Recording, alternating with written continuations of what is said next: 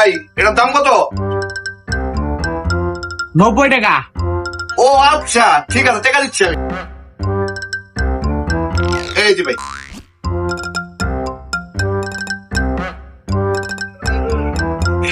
এই দিন আর আপনার 10 টাকা। ভাই তাহলে এটা কয় টাকা? এটার দাম 20 টাকা। ও আচ্ছা, এই নেন। কই মিয়া, এই চিপসের দাম তো 20 টাকা, আপনি 10 টাকা দিলেন কে?